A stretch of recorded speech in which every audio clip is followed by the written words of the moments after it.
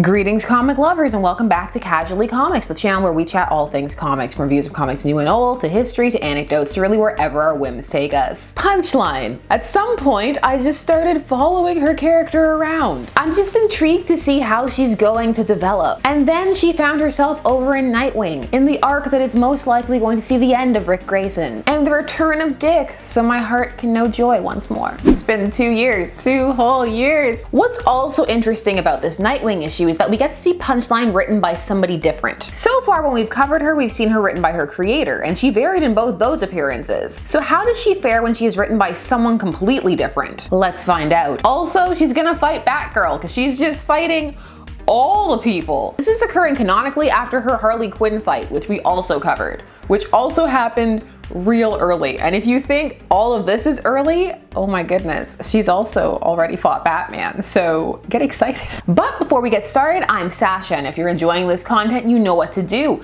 Hit that like button and hit that subscribe button. And now, drum roll, recent feature. We have memberships. If you're interested in supporting the channel in that way to help us produce some extra content, well then please hit that join button. It's down there next to the subscribe button, or there's a link in the description. Now let us continue on this convoluted comics journey. An event, meaning you're supposed to be reading all of the books at the same time because they're gonna tie together. It also means that if they don't put all of these little issues into the omnibus, it's gonna be really confusing. And as an omnibus collector, that distresses me. Nightwing issue 72 is part of the lead up to the Joker War, which is a big Batman event taking place in 2020. At the time of this recording, it just started. Joker mastermind plot things, using his knowledge of Bruce's identity to hurt him psychologically and destroy his life things. You know, a Tuesday. In all of this, a new Joker sidekick has been introduced, Punchline, a disillusioned college student who feels the world is a joke and she's the Punchline. She also has a lot of hero worship for the Joker. We covered her origin, or what has been revealed of it so far, at the time of this recording on this channel as well. But now, on over to Nightwing. For several issues now, we've been dealing with Rick coming into situations that have forced him to contend with his past as Dick Grayson, and also have forced some of his memories and persona to kinda sorta resurface. There was a Talon arc, it was a thing. Then, in issue 71, the Joker showed up with a magic crystal. Okay, hold on. Stay with me. It was a memory crystal that he used on Rick, made a joke about how nobody likes his name, and then proceeded to brainwash him. This was bringing him over to his side and his control. Obviously, I mean,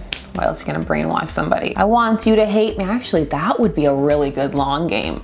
You brainwash somebody into hating you so that then you can use that against them. Oof. That's dastardly. The Joker rewrote Dick's life so that in his mind he was a protege of the Joker's. Also, he names him Dickie Boy. Issue 72, go! So issue 72 is a decent cover, and it's steeped in a comic book classic, cover bait. Punchline is lunging at Rick, and they're having fun with her name. Here comes the Punchline. Oh, how long till they run out of credible or clever ones of those and then they're just reaching? They're gonna get real desperate if they keep trying to make Punchline jokes. This issue is written by Dan Jurgens with art by Ronan Cliquette. So let's cliff notes all this and get to the fight. Rick's girlfriend B feels that something is off with Rick. I mean, someone fights the Joker, they come back and they can't stop smiling and they're acting slightly off, they're probably fine. I don't think there's any need to panic at all. If somebody fights the Joker and the first thing they do afterwards go to the kitchen and start making food, totally normal. That's what I do after I fight any supervillain. It's pancake time. So B summons Barbara, who she is friends with, in the bid to make people stop hating on her. Cause she does get some hate, which a lot of it isn't her character's fault. It's the Rick thing. It's just being tied up in all of that. And then you're competing with other characters who some people feel are endgame, like Barbara and Starfire. Although they haven't really acknowledged the Starfire Dick thing for a while now. Who else was here when Raven crashed her wedding and it got real? There was a lot of subtext that happened there. One day. Also, we're gonna tackle the whole Rick thing eventually because there are actually some decent parts to the Rick arc. I know, shock, horror, but it's complicated. So B summons her by burning a bat signal into the ground. Batgirl, after hearing how sketchy Rick is acting, decides that she's gonna investigate. She also explains why she hasn't called Bruce. A big complaint against the Rick arc is that it cut him off from the rest of the Bat family and from his other superhero friends, which was a big part of what people enjoyed about the Dick Grayson character, his connection to others. Even when Dick was healthy, their relationship was a bit stilted. With his memories as they are now, there's no relationship at all. But Barbara has decided enough is enough. She's bringing him back into the fold. She even dramatically has his Nightwing costume in her backpack. That'll get him. The thing that was keeping him from coming back was that no one shoved his costume in his face. Why didn't we think of it? Yo ho, looking for Nightwing? Dick, you were following me? Faux show. Been too long, Babs. Let's yell our names some more on this rooftop. I'm sure nobody could be listening, or there are no surveillance devices. How you doing, Barbara? Who am I talking to here? Rick or Dick? Why, I'm Ferdinand, of course. That ellipses right there is her soul dying. This is out of character for Dick and Rick, so I'm not sure why it takes her so long to be like, are you okay? But she only asks or notices really after he refuses the costume. Anything else is fine. Terrible out of character jokes and banter, yeah, he's probably okay, but not taking his costume. We gotta call Bruce. Let me help you. Let's find Bruce and... Did you say something is wrong? As in not right? Right, left, up, down, up, left, right. What does it matter when you're dead? What even was that? And who are you? The essence of any great joke, of course. Punchline. Oh man, missed opportunity for the perfect use of the prefix the. It could have happened. There's almost never a chance to put the in front of the character's name and make it be relevant. This was your chance. You blew it. She could have said, the punchline. I was rooting for you. We were all rooting for you. A Harley wannabe. Not impressed. You think I want to be her? Girl, I left her drowning in her own blood.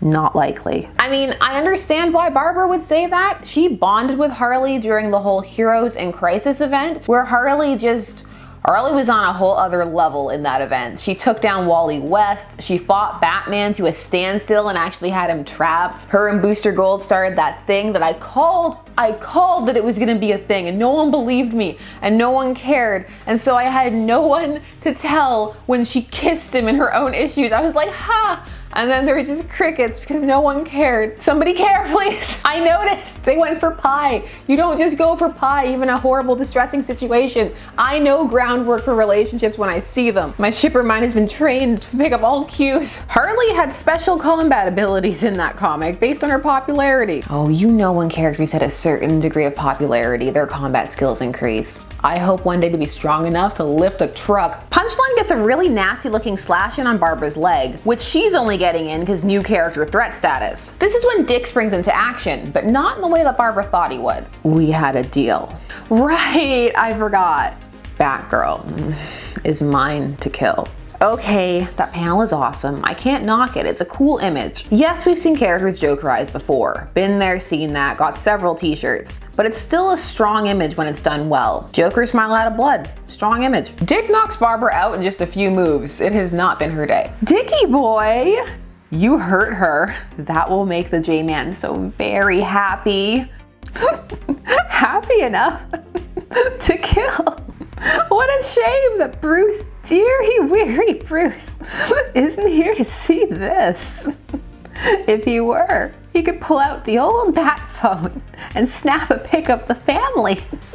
My family. Next, Dick Grayson, son of Joker. It says a lot about me that all this horrific stuff was happening, and I was like, Dick Grayson! Nothing else matters, out of my way, Dick Grayson. Okay, listen, it wasn't that his name was changed to Rick, it was how it was handled and why it happened. So Punchline is much more in sidekick territory in this issue. As it continues to evolve and appear that the Joker has created his own, or is creating, his own twisted version of the Bat family. It lends credence to the idea that she's his Jason Todd, as in a darker protege, while some were saying that Harley was like his Dick Grayson, only now he has an actual Dick Grayson, because I mean, why wouldn't you? In this Jurgens portrayal, the fangirl elements of Punchline are way played down. Instead, the sociopathic elements are played up, along with whatever her intro line was. I don't know, manic psycho dream girl. It was almost a video game controller cheat. Up, down, left, back. I remember those codes, I can never do them. What this issue confirmed for me is that this character could go a lot of ways, because there are several ways that one can read her. Even in the first video we did on her, there are such a wide variety of reactions. So depending upon the writer's interpretation, slash what is required of her for the plot, and how much they like her or not, she could change a lot. So far my favorite appearance from her is still the origin from the Joker's 80th anniversary special, though she's interesting in Batman 95 as well.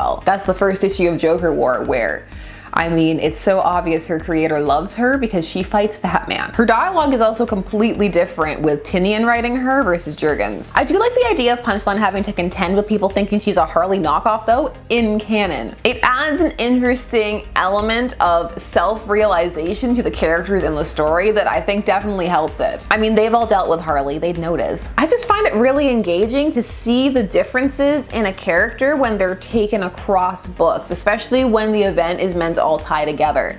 I don't know, maybe I'm weird. I'm definitely weird. Accepted it. Embrace who you are. It's okay. Give yourself a hug. One of those 80s self-help tapes. You can do it. I'm not outside enough for that at all. We'd have to go outside. So how are you feeling about Punchline the more you see of her? Are you following the Joker war? Or is it just one Joker and Batman event too many? Are you a fan of Rick and you don't understand all the hate and the jokes and the memes? Share all of your thoughts down below. And while you're down there, please do all the YouTube things. Like, share, comment, subscribe, and hit the bell notifications so that you never miss a vid. Thanks so much for watching Casually Comics. I appreciate you taking some time out of your day to discuss comics with me, and I'll see you again soon. Bye-bye.